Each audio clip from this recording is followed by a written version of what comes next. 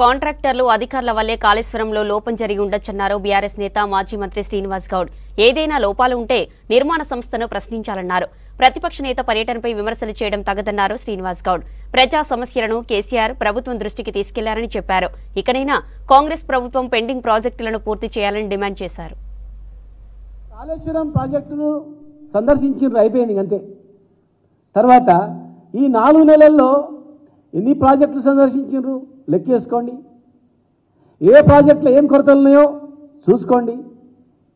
Pending ప్రాజెక్టులు ఎప్పటిలోపల complete పెడతారో సమీక్షించండి. తెలంగాణ తెచ్చిన వ్యక్తిని, మరి తెలంగాణ గురించి కొట్లాడిన వ్యక్తిని, 10 సంవత్సరాలు తెలంగాణ ముఖ్యమంత్రిగా ఉండి దేశ జీడిపిలో అత్యధిక స్థానాన్ని నిలబెట్టిన వ్యక్తిని అన్నం పెట్టేది. దేశానికి కరువు వస్తే ఈ దేశంలో 50% జనాభాకు అన్నం పెట్టే స్థాయికి తెలంగాణ ఎదిగిందని చెప్పినటువంటి వ్యక్తిని పట్టుకొని మీరు, అలాంటి వ్యక్తిని పట్టుకొని మీరు మాట్లాడడం, మీ భాష, మీ తీరు తగునని మేము అడుగుతా ఉన్నాం. భూమి విలువ ఉట్టినే పెరుగుతుందా? వ్యవసాయం విలువ ఉట్టినే పెరుగుతుందా? తెలంగాణలో కల్పండి అని పక్క రాష్ట్రాల వాళ్ళు ధర్నా చేసే విషయం వాస్తవం కాదా? తెలంగాణ ఏం జరగలేదా? ఏం అభివృద్ధి జరగలేదా? తప్పులైనా జరుగుతుండొచ్చు. ప్రాజెక్టులలో ఎక్కడైనా కాంట్రాక్టర్లు నష్టం చేయొచ్చు, కాంట్రాక్టర్లు అధికారులు ఎక్కడైనా లోపం జరగవచ్చు, ప్రకృతి వైపర్యాలు ఏమైనా జరగవచ్చు. దాన్ని మనం రిపేర్ చేసుకోలే. కానీ ఈ మీ హాయంలో జరిగింది మీరే బాధ్యులు, మీరే చేసుకోవాలనేది పద్ధతి కాదు.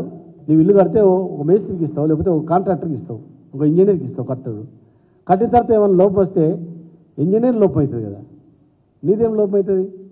ఒకవేళ లోపం ఉందనుకో, వరదని లోపం ఉందనుకో, ప్రతి ప్రాజెక్టులు అన్నీ కరెక్ట్ కావు కదా, కొన్ని లోపాలు జరుగుతుంటాయి. సరిదిద్దుకొని ముందుకోవాలి తప్ప దాన్ని అట్లే పెట్టడం భావ్యం కాదు కదా. అది మేము ఎప్పుడు ఎవరో మాట్లాడిండొచ్చు అట్లా. కానీ కాంగ్రెస్ పార్టీ పోతుంది మొత్తం ఎట్లా పోతుంది? కాంగ్రెస్ పార్టీ రాష్ట్రంలో 10 సంవత్సరాలు లేనంత మాత్రం కాంగ్రెస్ పార్టీ పోతుందా? దేశంలో ఉంది కదా. బీజేపీ పార్టీ 2 సీట్లు వచ్చినంత మాత్రం బీజేపీ పోతుందా? వస్తుంది కదా, వచ్చింది కదా అధికారంలో. మీరు నెల రోజులలో, వారం 10 రోజులలో అమలు చేస్తామనేటువంటి హామీలు ఏమన్నా చూడండి. సంవత్సరంలో హామీలు చేస్తామని చూడండి. 5 సంవత్సరాలు ఏమేమి చేస్తామని హామీలు చూడండి.